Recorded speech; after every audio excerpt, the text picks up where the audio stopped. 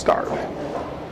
In the last lecture, I was talking about Orientalism and the ways in which it has provided both interesting new ideas but also rather rigid formulae for thinking about the Islamic world and particularly about the modern Middle East. And at the end of the lecture, I was taking off from the quotation from Usama Makdisi where he said that when Western-dominated modernity prevails in the world, then every country creates its own Orient. And I was,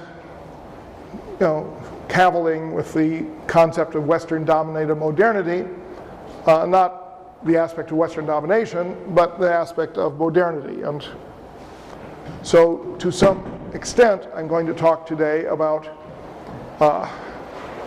modernity and the Middle East, because we are, when we get into the 18th century, we're on the threshold of what is conventionally known as modern Middle Eastern history. I do not believe in modern Middle Eastern history. I think that it is a term that was invented after World War II. It's almost impossible to find any book written before World War II that uses the phrase modern Middle East. You may have individual countries. The book, say, The Founder of Modern Egypt or 4 Centuries of Modern Iraq, but the notion that this was a conglomerate that we could call the Middle East does not have a very long history, and my personal feeling is that in 50 years' time we will no longer teach courses on the modern Middle East because things will have been restructured in ways that make this less plausible.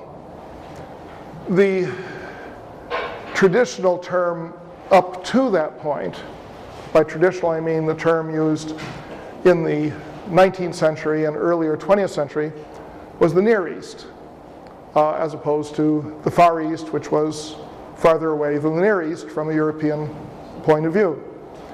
The Near East was very much identified with the Ottoman Empire, and the Ottoman Empire ruled the Arab provinces and the Balkans, and of course what becomes modern Turkey in the center.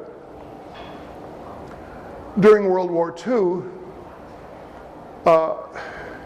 there's a problem that the British faced when they established a supply center for the Eastern Mediterranean in Cairo. And they didn't want to call it the Near East Supply Center because the Balkans were occupied by Germany, and they certainly were not going to be sending supplies to the Germans. So they came up with the idea that it should be called the Middle East Supply Center. And that really is the beginning of the phrase Middle East, not in the sense of it being the first usage. That can be traced back substantially earlier, at least to 1900 or so. But for common reference, that's when Middle East becomes the term that we use for basically Middle East and North Africa.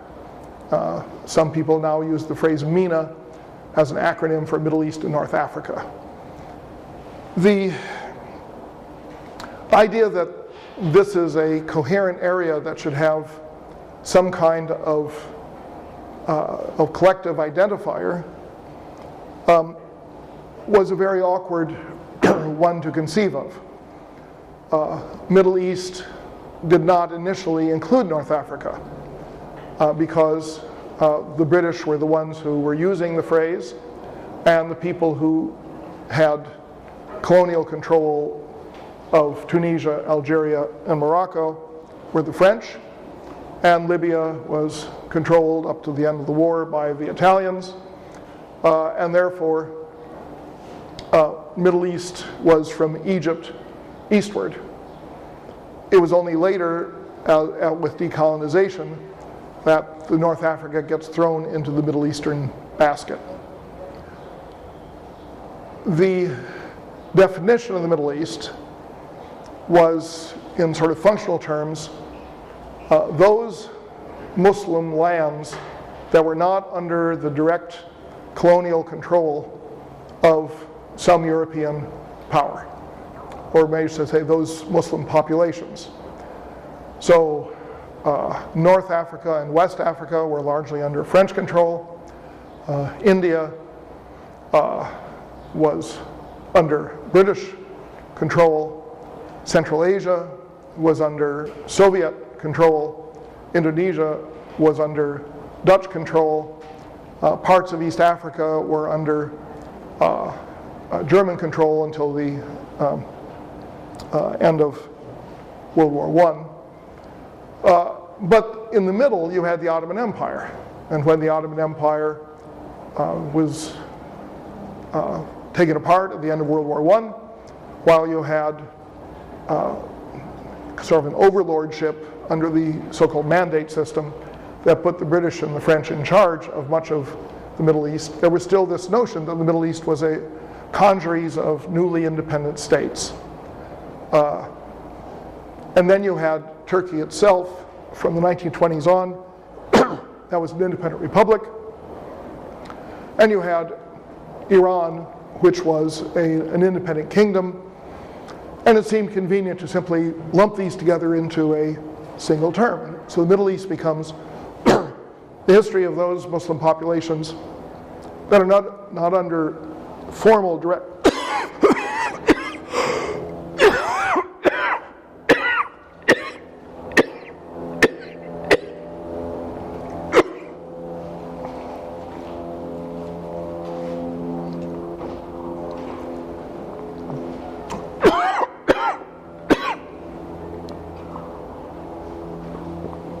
they're not formally under the direct control of some European power.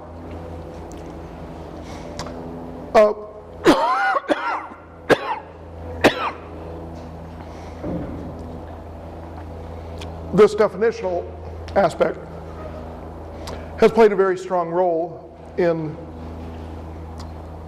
shaping scholarship, shaping the thinking about the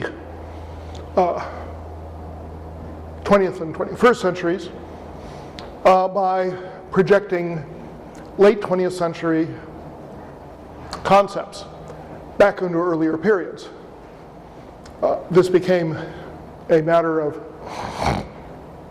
rather acute interest in 1993 when you had the collapse of the Soviet Union, and rather abruptly you had a whole series of Muslim societies, of states with majority Muslim populations that were now independent countries, but could not be allowed into the Middle East because conceptually the Middle East did not include the Muslim countries of Central Asia. But it couldn't be part of Russian history anymore because the Russians were no longer in control. And the struggle in academia of what to do with Central Asia as a topic of intellectual focus has not been resolved to this day. Now, the artificiality of this construction of the Middle East was paralleled by a somewhat different ambiguity about what is the West. So that when people talk about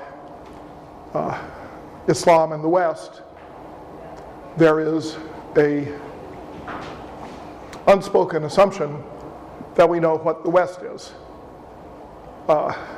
And when you have it in Osama Makdisi's formulation, Western-dominated modernity, there's the assumption that there is something called modernity that is qualified by the adjective phrase Western-dominated, which assumes that the West is something. And from my way of thinking, it's very unclear whether the West is something and whether modernity is something. I think this is a particular problem for those who think it's a problem at all. Basically me and 3 or 4 other people, I hope. Basically this is a problem for those of us who teach in the United States. Because the West, in the way it is used when talking about a relationship between Islam in the West or the Middle East in the West, refers to Europe. It doesn't refer to the United States. Now you might not guess that since we've invaded Iraq and Afghanistan and are dropping Predator missiles on people all over the Muslim world. And we're just having just a whale of a time using all this nice expensive equipment to kill people. Yet, the idea that we're doing this as part of the West is a much more fragile construction.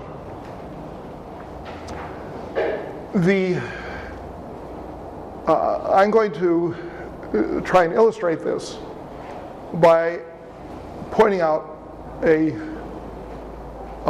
analogous situation between 2 countries that sets them apart from the groups that they are notionally part of.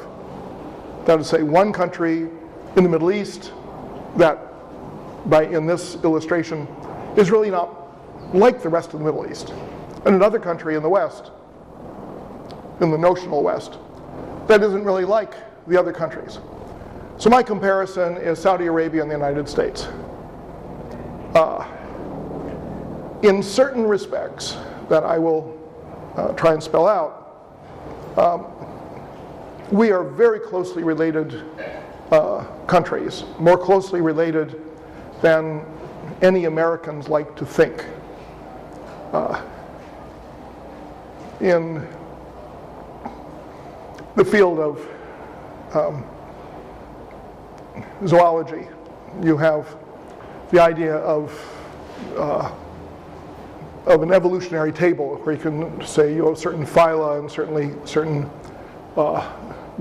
genera and certain species and so forth, and you can break it all down in a nice tabular form. But then you also have a theory known as cladistics.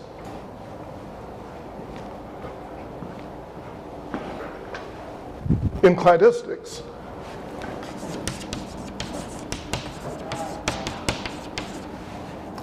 you don't look at the whether an organism has a backbone or doesn't have a backbone, or whether it has an even number of toes or an odd number of toes, the way you do when you're focusing on typology.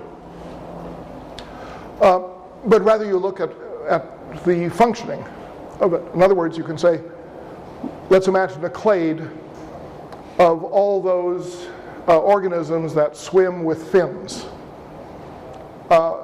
Well, then you're putting mammals in with fish, and sharks, which are not quite fish.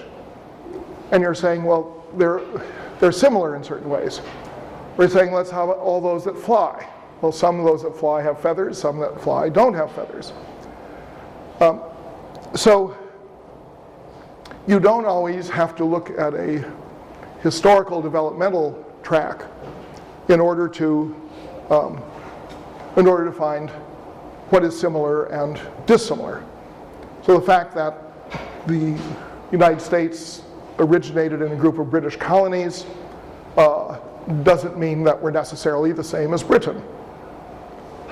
And certainly the people in 1776 did not think so. So let's go back slightly earlier, year 1703.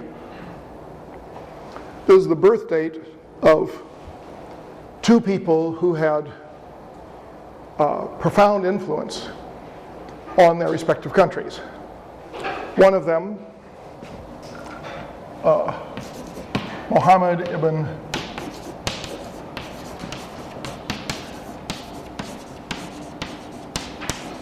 Ibn Abdul Wahhab becomes the founder of the ideology that is currently espoused by the Saudi royal family, although not by everyone who lives in Saudi Arabia, but whether you call it Wahhabi, which Wahhabis don't particularly like, or whether you call them Muwahhidun, which they do like because it emphasizes the oneness of God, but then other Muslims say, well, we all believe in the oneness of God, and why should they get specially called by that name? So I'll use Wahhabi just for shorthand. So he's the founder of the ideology that we think of as a Wahhabi ideology. His parallel is John Wesley. John Wesley and Muhammad Abdul Wahhab were born in the same year, 1703. John Wesley died in 1791. I think that Muhammad ibn Abdul Wahhab died about 2 or 3 years later, in the early 1790s. But for all intents and purposes, their careers were in parallel. John Wesley was the founder of the Methodist Church. So each of them ended up with a religious, I'm not going to say philosophy, but a religious doctrine that was identified with their particular approaches to the faith. And they have rather parallel life stories. Not that John Wesley ever went to Arabia, but rather each of them in their formative years studied their faith at a major center of learning. So that Muhammad ibn Abdul Wahhab studied in Basra, the second largest city in Iraq, down at the head of the Persian Gulf. John Wesley studied at Oxford. When John Wesley left the university, he went off to one of the most desolate and uncivilized parts of the world, the state of Georgia, where for a rather benighted and dispersed settler population, he introduced his notions of what Christianity should be. And he used the technique of outdoor preaching, which was not sanctioned by the Anglican Church in which he had been trained, that believed that you should teach in a proper church, but he and those he inspired believed that you could teach outdoors and just teach to the people. His brother Charles went with him. His brother Charles was a major composer of Methodist hymns because singing became a major part of the Methodist approach to religion. And one of the things that seems to be strikingly successful about John Wesley is that he preached a doctrine where people were supposed to feel bad about having fun. They weren't supposed to drink, they weren't supposed to play cards, they weren't supposed to have sexual relations except under the most authorized of marital circumstances. They weren't supposed to dance, they weren't supposed to smoke. These became core matters because what he was seeking to do, and specifically to do for the working class in England. He saw, as many people did at that time, and quite rightly so, saw the working class in England as being, marinated in gin and terribly unhealthy, ignorant, and what was worse, poor workers. In order to turn the working class into good workers, you had to get them off the booze, and you had to get them to work on time, and you had to instill in them some self-respect, some purpose, some determination that working hard for no pay, to speak of, was a religious and honorable thing to do. The Methodist doctrine did not sweep England. John Wesley and his brother went back to England after a fairly brief time in Georgia. But Georgia was an important place for shaping their views of things. Well, the Methodist doctrine did not sweep England, but it swept the colonies.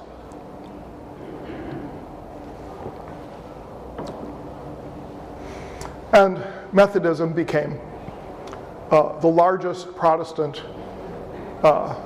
denomination in a land of European settlers that was overwhelmingly Protestant. Now, there were certainly parts of the colonies that did not go for Methodism.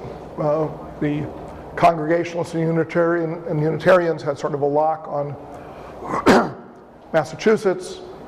The Quakers hung out in Pennsylvania. Catholics were in Delaware. But as the country expanded, particularly away from the East Coast, Methodism became the American standard. By far the most popular denomination. And with it came this idea of leading a really quite a puritanical life. It became so popular that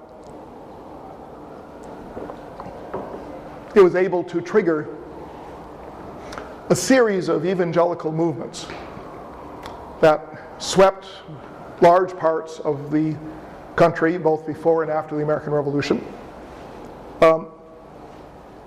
in largely using outdoor preaching and camp meetings and things like that, to call people to Jesus Christ and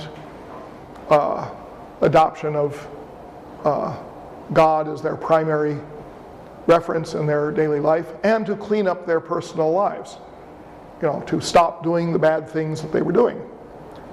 This first took the form of the Great Awakening, a movement from basically of the 1730s.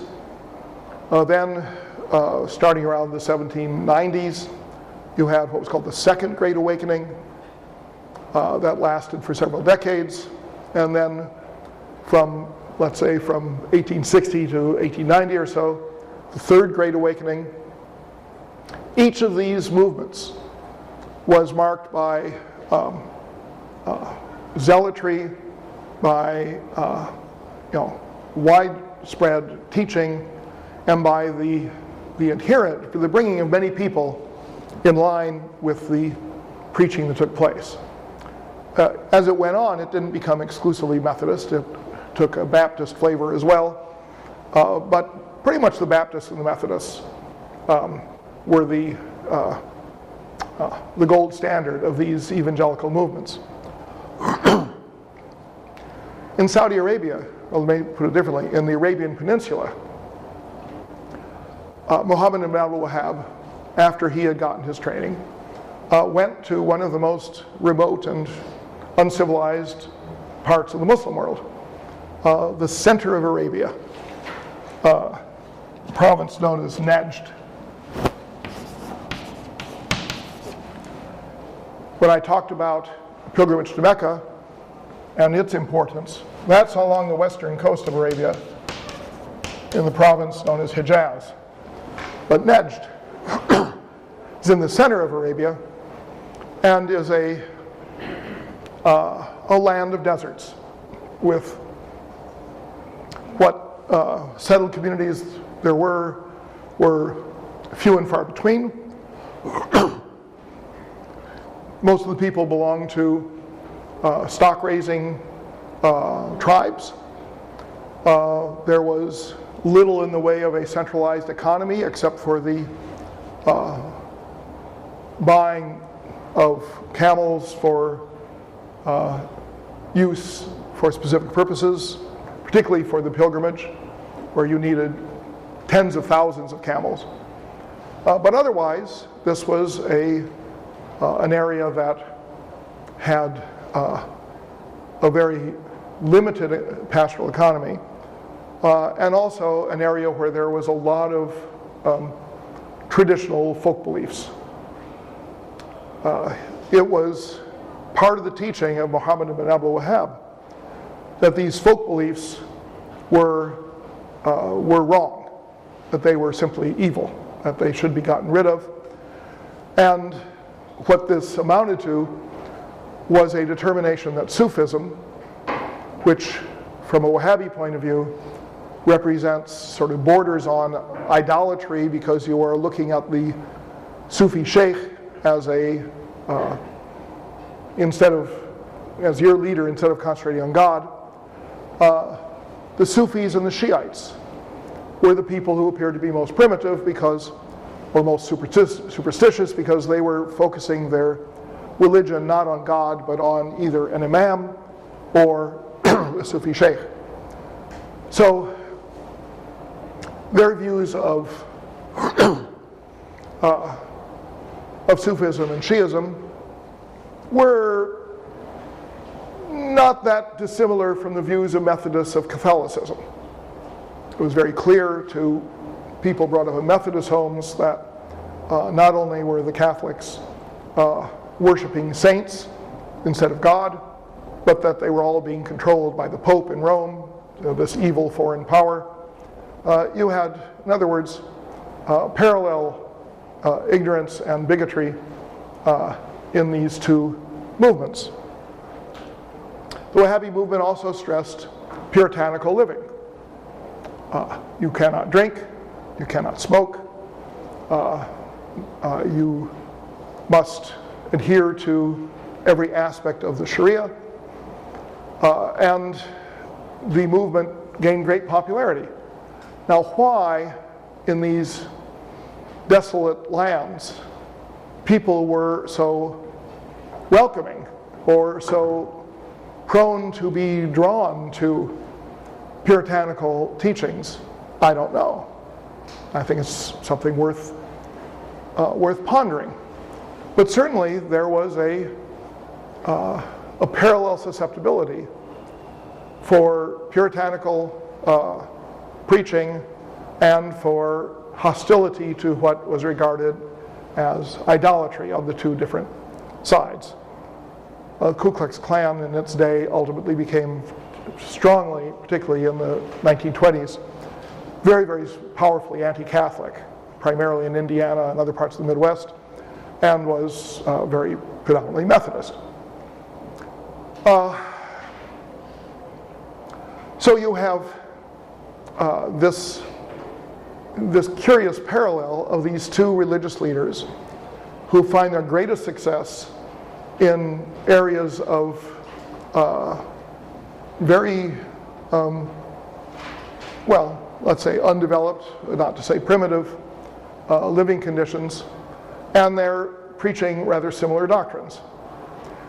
At the same time, in the metropolitan centers of their respective societies, these doctrines were not terribly popular. So that Methodism did not sweep London or Paris, or obviously not Rome, did not sweep Oxford and Cambridge, although many of its founders had gone to Oxford. In the same way, the Wahhabi doctrine did not gain much of any headway in Istanbul or Cairo or Damascus or Baghdad, and obviously not in Iran because it was anti-Shiite. So when you looked at what we now call the West globally, including Europe and the European societies of North and South America, the most striking thing, of course, is that there aren't any evangelicals in Europe. They're all over here. And it isn't something that is recent, although many people seem to want to foster it on evangelists of the 1970s and 80s. It is something that has been here for centuries. And similarly, in Arabia, you have a parallel development where you have a Wahhabi doctrine that is very, very strong there, but in the rest of the Muslim world, it still remains a minority and often a rather disparaged minority view.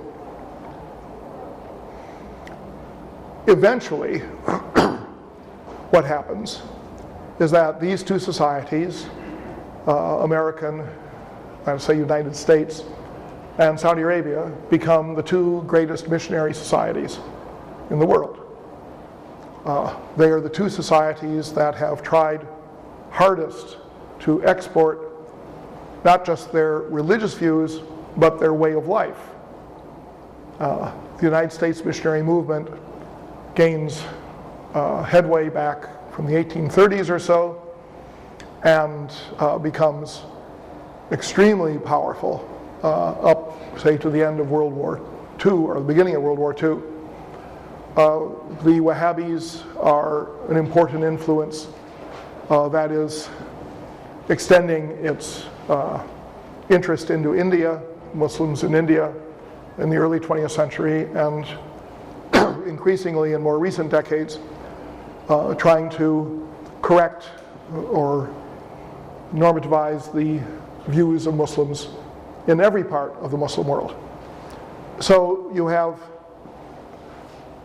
two societies that have sort of structural parallels and that end up in many respects in the same place in terms of trying to spread their doctrines and their way of life.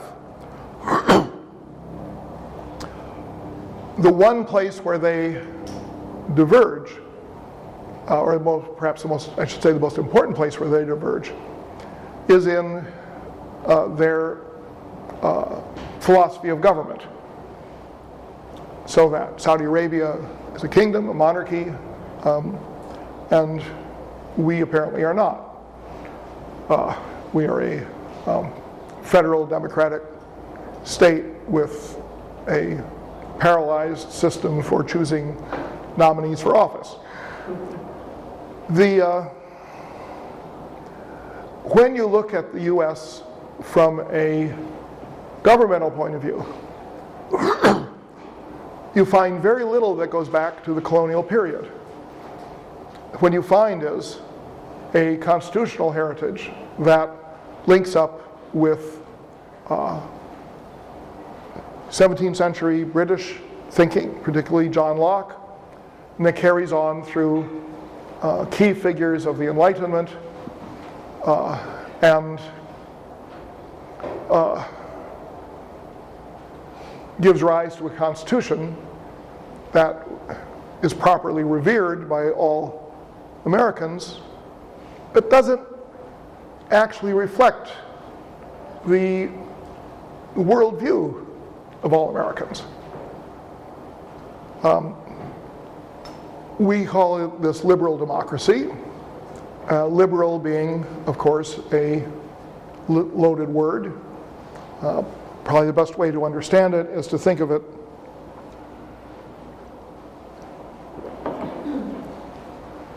as a type of democracy that confers as much freedom as is feasible upon the population.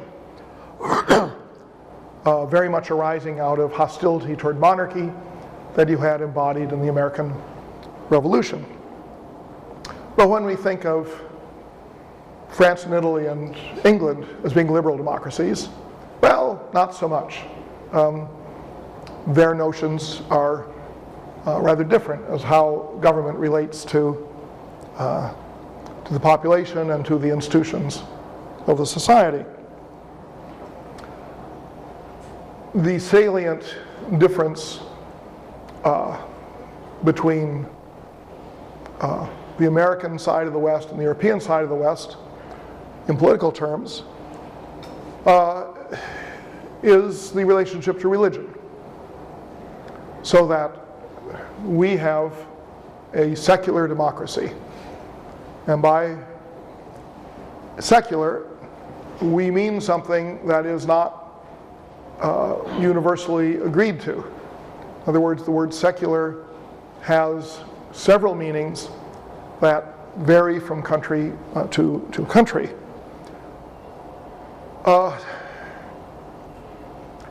Originally, the word secular was a term used in the Catholic Church as a contrast with the word regular. And it applied to the clergy. Regular clergy were clergy that lived according to a rule, to a regulum. And that rule would be, initially it would be a monastic vow of obedience, chastity, and poverty. But gradually you had other forms of regular life. You had orders of monks, you had order of nuns, you had brotherhoods like the Franciscans and the Dominicans. You had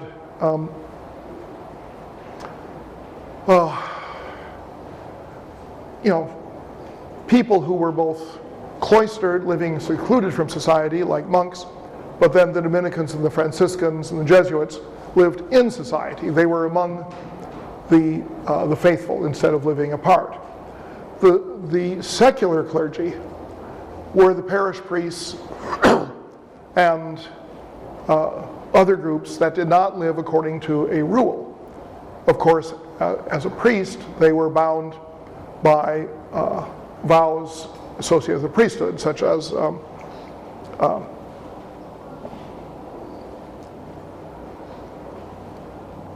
remaining single.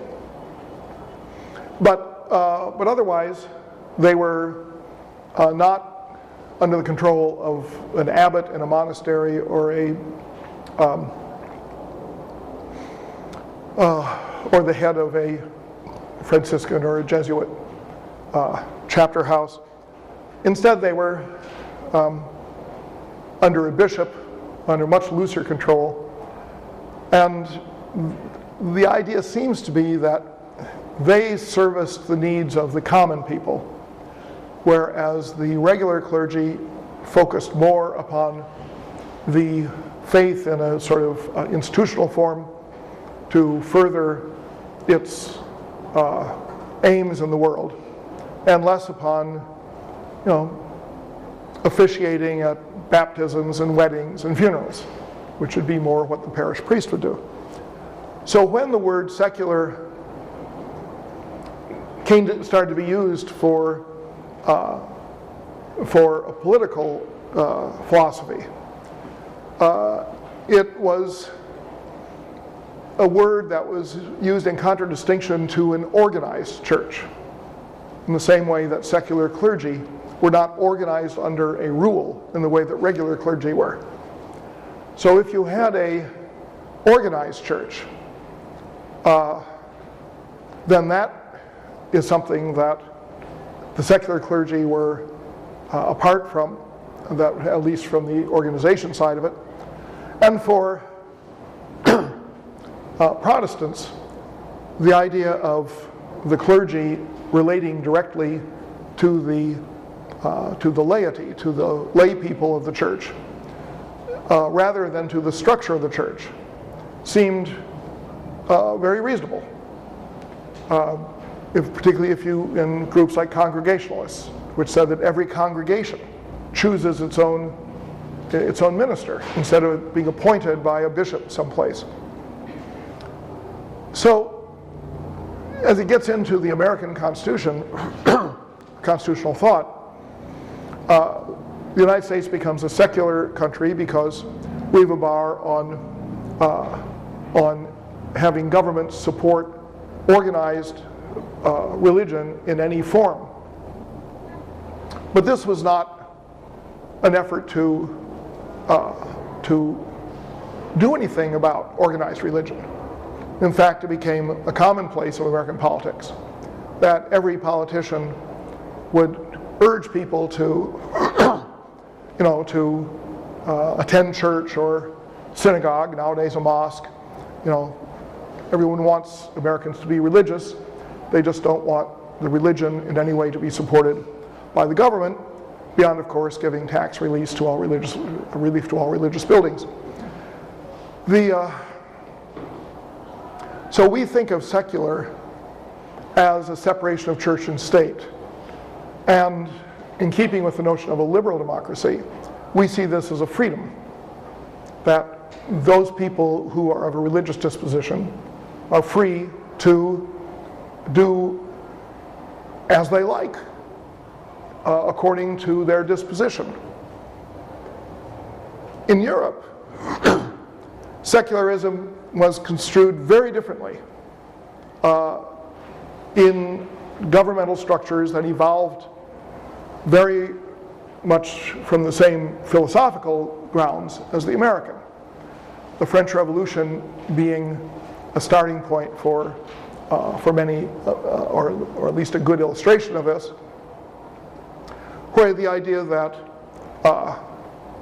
the established church, the Catholic Church, should be not only disestablished, but should have its influence in the society radically diminished, so that you had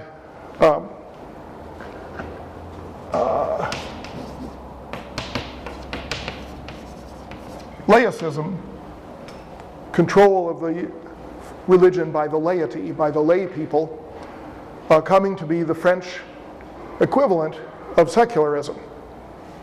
That all of the church properties were taken over, many church institutions closed, priests were removed from the teaching system. All church bells were ordered to be turned over to the state to be melted down into cannon. So you had this amazing situation of villages in France where they would take the bell out of the church tower and bury it, so that when the officials came, they could say, well, we already gave our bell to be melted to cannon, and these bells were then unearthed later in the 19th century and put back in the bell tower, because you had at a street level a great deal of resistance to this idea of state control of everything. This was imposed as well upon the Jewish community in France in the Concordat that was reached between Napoleon and the Jewish community, whereby the Jewish community agreed to live according to French law as opposed to Jewish law, and to dress like Frenchmen instead of dressing funny. So it was imposed fairly broadly. But of course, the French Revolution did not last. You had a return of the monarchy, first empire under Napoleon, then the monarchy. But as every modern historian has observed, the so-called ideals of the French Revolution spread, even though the revolution itself did not remain a permanent portion of French life. And as it spread, one of these so-called ideals was the idea of laicism, of control of the church by the laity instead of the clergy. But by laity, it basically meant control of the church by the government on behalf of the laity. Because, of course, lay people did not ordinarily have a structure that would allow them to control the church. So you had a word, secular, that evolved radically different meanings in the United States and in Europe, and have those radically different meanings to this day. So that most Americans, if they think about secular society, think it means separation of church and state. Whereas it does not if you are in Europe. It means essentially suppression of religion by the state or control of religion by the state. And this takes the form, in many European countries, of every clergyman, regardless of their particular belief, whether Jewish or Catholic or Protestant or Muslim, being an employee of the state. And they hold their employment, they're sort of held hostage by the state, because if they say things that the state doesn't approve of, they can be dismissed from their employment. This has become a problem fairly recently with the growth of Muslim communities in Europe, because you have some national constitutions that require that every child be instructed in the public schools in their own religion. So who is going to instruct them in the Muslim religion? Does it mean that the state has to have an authorized madrasa to train imams to come into the schools, or teachers to come into the school and teach children about Islam? And who in Europe is able to determine what Islam is and what Islam should be taught? This does not get much notice, but it's been the case that certain countries in the Middle East have offered to pay the salaries of these Muslim teachers. In Belgium, I'm pretty sure it was in Belgium, this came to a head at the time of the affair of Salman Rushdie. There were various incidents of threats of assassination or acts of violence against publishers or publicists who supported Salman Rushdie, and Rushdie was felt to be in danger himself, particularly he himself thought he was in danger. And in the midst of that, the head of the Muslim advisor system in Belgium was assassinated. And it was assumed that this had something to do with Salman Rushdie. And to the best of my knowledge, that was never resolved as to who killed him. But he was a Saudi appointee, because the Saudis had agreed to teach Islam in Belgium. And most of the Belgian Muslim families were not Wahhabis. And they did not want their children indoctrinated by the Saudi version of Islam. So exactly who killed him and exactly why, I don't know. But there appeared to be no connection with the Salman Rushdie affair.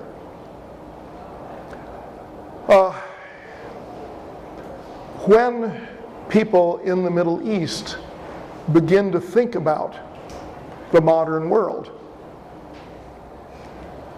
they link modernity with secularism. And the part of modernity that ultimately comes to the fore is nationalism. And so you get, particularly in the 20th century, the rise of what's called secular nationalism in the Middle East. Now that is basically adopting the French definition of secular, so that the Turkish word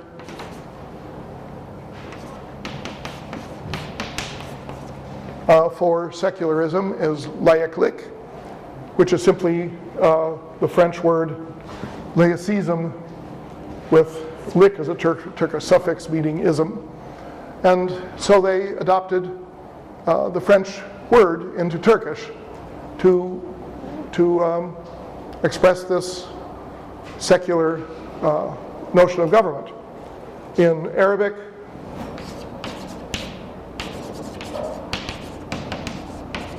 you have the word Almaniya, which comes from a root word meaning laity, and it's a Christian word. It doesn't come from Muslim background at all. As far as I know, in Persian you just say secularism. But the thing is, there wasn't any word in the Muslim languages that really fit what the modern secular intellectuals and political leaders were thinking about. There wasn't really a word for suppressing religion. Or rather, the words that existed were extremely harsh. So that in Arabic, you could use a word like murtad. That means an apostate, someone who has stopped being a believer, and someone who is no longer a Muslim. So there's this idea that, well, maybe if you want to dominate Islam, instead of being a part of Islam, you're not a Muslim anymore. So you had, in the 20th century, the rebirth of a doctrine that had not been used since 800 or so AD. That was the notion that you had a doctrine in which, as a Muslim, you would say that another Muslim is a kafir, is an unbeliever. And this is the doctrine known as takfir, making someone into a kafir or an unbeliever, with the unspoken implication that as an unbeliever, their blood is permitted. Many of the Muslim zealots of recent decades advocated takfir, and they said specifically that while all of the unbelievers in the world are part of the enemy from the point of view of the universal extension of Islam, those unbelievers who are apostates, who are murtad, are the worst. They're the ones who must be opposed most strenuously. And who were they? They're the presidents of Muslim countries. Because if you, from their point of view, if you were governing as a Muslim according to a civil law, and you were not having a country that was based on Islam, or rather you were suppressing Islam, then you were guilty of apostasy, and you could now be declared an unbeliever. And this ultimately leads to the assassination of Anwar Sadat and numerous other violent actions. All of this, plays out logically if you start from the idea that secularism means state control of the religion. So that modernity in the Middle East comes to be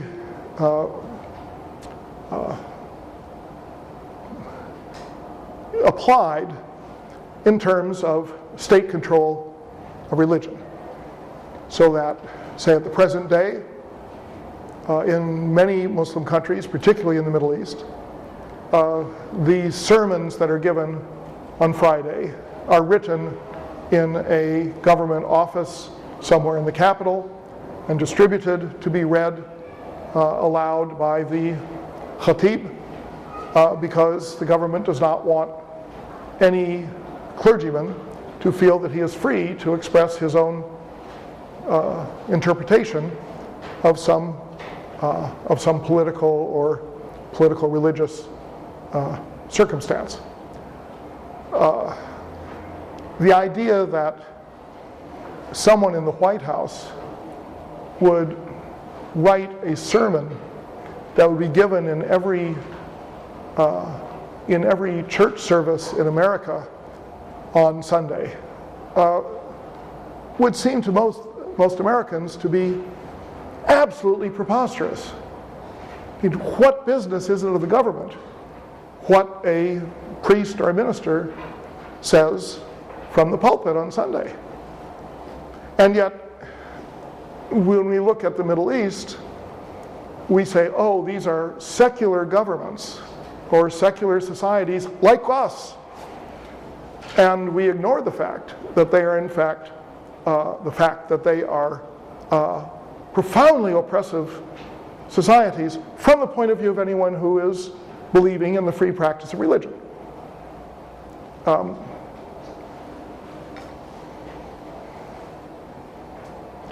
The way in which this develops historically is partly in the form of secular nationalism. I'm going to talk more about that probably on Thursday. But you also have another notion of modernity that is much more sophisticated, and as far as I can tell, too sophisticated for me to understand. It has to do with the idea that modernity is a way of thinking that is sort of applied enlightenment. Sort of like you had the Enlightenment that said you have natural laws and that these supervene over any sort of superstitious or religious views, and these national laws are rational, and you should approach things with this rationalist point of view, and then you should work it out in your educational system, in your health system, in your governing system at the peak of rationality. Probably no country excels as much in this area in the way that France does, in trying to do everything in the most rational way, which of course leads to all sorts of problems.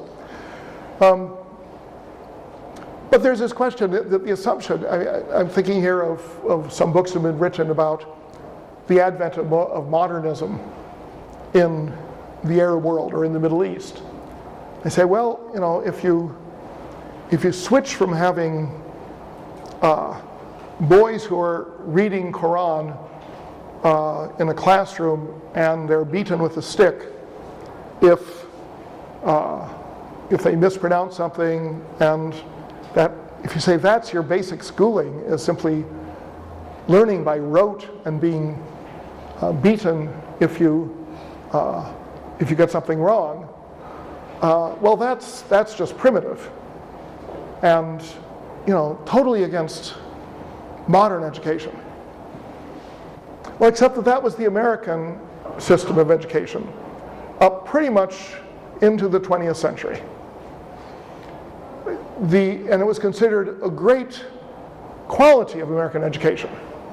The one-room schoolhouse, particularly in the Middle West, where I come from, was so highly thought of in retrospect that you have, I think upwards of 1,000 one-room schoolhouses that have been made historical landmarks because they're part of who we are as Americans, is that, the one-room schoolhouse where you had 8 grades, 30 students in 8 different grades in the same room at the same time, studying several different subjects and learning primarily by rote, and then being beaten if they got something wrong, or if they fought, or if they disagreed. And you look back at the people who taught in those schoolhouses, and there's a real ethos to this kind of teaching. One American president who actually wrote about this in his memoirs was James Garfield. It's the only thing I think he did before he was assassinated. But and he talked about how when he started teaching one-room schoolhouse, he didn't want to beat the boys, but then there's some boys who fought, so he brought 3 whips to school and he warned them, don't fight. But then they kept fighting, so he gave them a good thorough whipping with his 3 whips, and hey, it straightened them right out. And he said that he doesn't believe that everybody should be whipped, but they should do it all the time. But when you look back at the way in which the one-room schoolhouse is now viewed, it's considered by many people in a kind of a misty nostalgia to be the birthplace of American free thinking and character and citizenship, that you weren't forced to read all the same books. None of this core curriculum baloney. Of course, they all did read the same books. McGuffey's graded readers were what they read. But the idea was that somehow if you read it on your own in a class that had everything from 3rd grade to 8th grade, that somehow you learned it in a different way that was more American. So you have this, at the same time that people have talked about how the primitive Muslim Quran schools were being replaced in the Middle East by good, proper schools where people sat in desks, and desks were arranged in rows, and they had a blackboard, and they had uniforms maybe, and they did everything according to by the numbers, so to speak. At the same time that becomes the so-called modern ideal of the Middle East, that's when the U.S. is building its one-room school system. And it seems like we were trying to avoid being modern, while other people were trying to make the Muslims do things that were modern. Full disclosure, 2 of my grandparents taught in one-room schoolhouses. So, not for long. They hated it, but they did it. And I have the letters that they wrote back at that time. Many of those things that are associated with modernity did not really apply to the United States. They were something that profoundly shaped the societies of Europe. But they didn't shape the United States all that much. So that when we read now about Islam in the West from an American background, our tendency is to think that, well, what the English and the French thought, or throw in the Dutch if you like, what the English and the French and the Dutch thought should be done in the Muslim world was the right thing because it was the modern thing. We don't often realize that it was dramatically different from what we thought should be done. Here in this country you have all these one-room schoolhouses recognized as national historical places. Norway had a one-room school system and has been trying to forget it ever since. Not a single one-room school in Norway has been designated a heritage site, and nobody in Norway writes about the great heritage of one-room schooling. What they write about is homeschooling. Say, before the one-room schools, we had homeschooling. That was the really good stuff.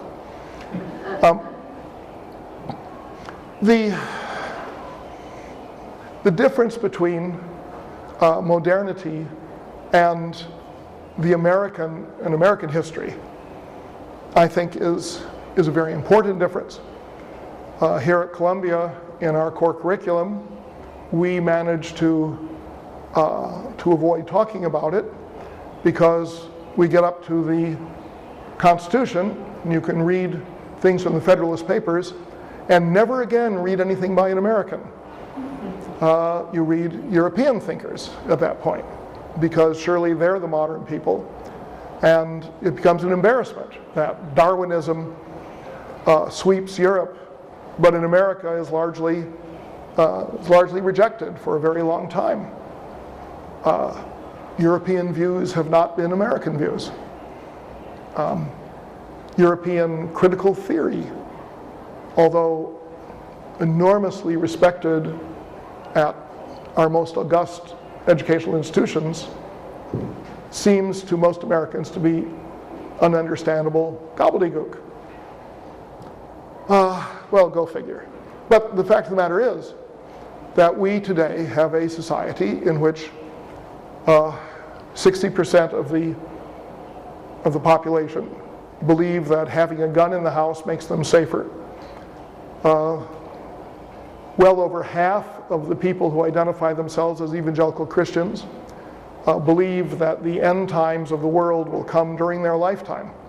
Now, by the year 2050, we can just kind of close up shop because the Messiah will come and the end of the world will come. They want to pay down the national debt before that happens. I don't quite understand how that works. Say, why can't we just carry that over into the end times? Who's going to care at that point? Am I going to go to heaven or hell because the national debt existed? Why can't we just carry that? Because we're going to get a debt holiday at that point when the Messiah comes. Anyway, not to preach on this, but the thing is, in this country, religious points of view are incredibly important and represent a very, very powerful fraction of the population.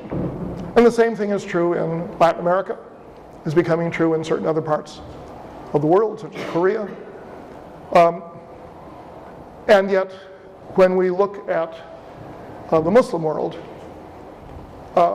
we deplore by we, I am talking about kind of the modal American view of things. We deplore the degree to which the religion of Islam remains important. Why couldn't they just, get rid of it? I saw something online today where someone said, the Sharia has been a mistake for the last 14 centuries. Well, maybe that's not a really knowledgeable point of view, but it's not an atypical point of view.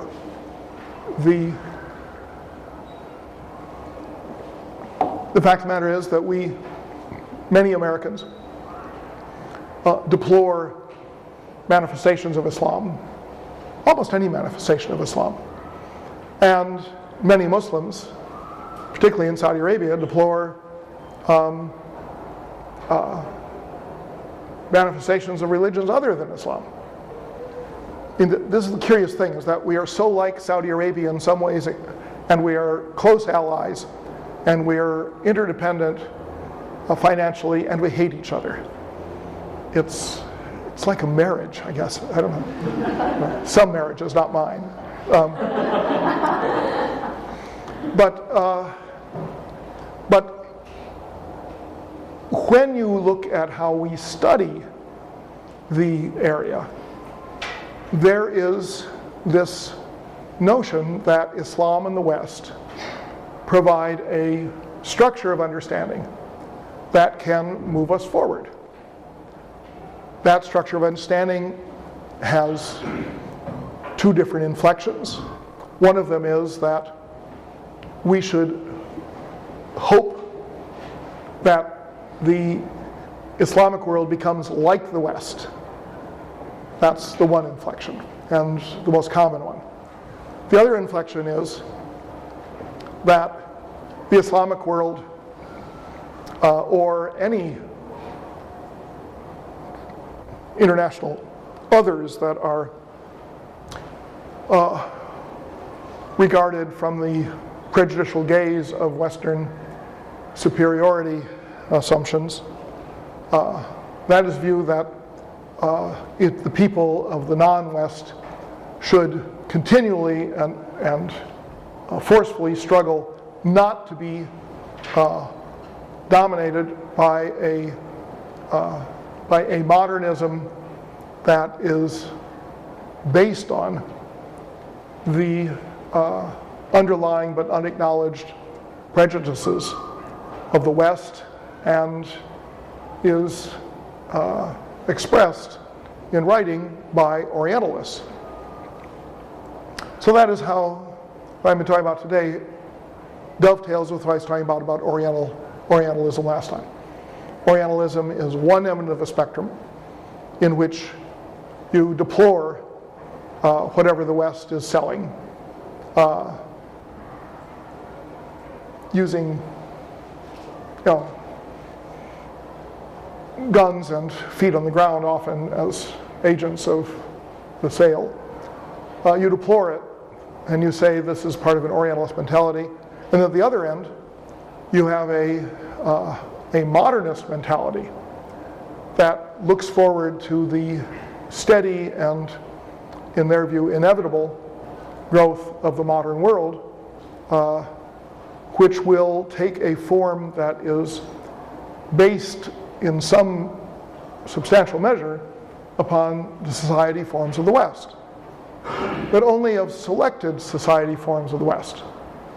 No one who believes in modernization theory believes that the Middle East should become like, Arkansas, that it should become a fundamentalist land. It already is a fundamentalist land for many people. And so it's only a version of the West that is being marketed by modernist theory, despite the fact that Walmart originated in Arkansas. I mean, the modern world is not created simply by East Coast liberals. The modern world is created by all of us, at least the American version of it. And you cannot separate that portion of modern American life that is shaped by people of faith from that portion of modern American life that's shaped by people of let's say, very limited faith, if any at all. But that's the American view. If you take the other side of the West and the European view, then you get something that dovetails with an accepted historian's conception of the history of the last 200 years.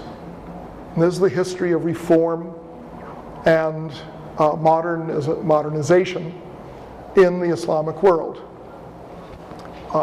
This history has different variants, varies from Turkey to the Arab world, to Iran, to Afghanistan, to Pakistan, to Indonesia, to Morocco.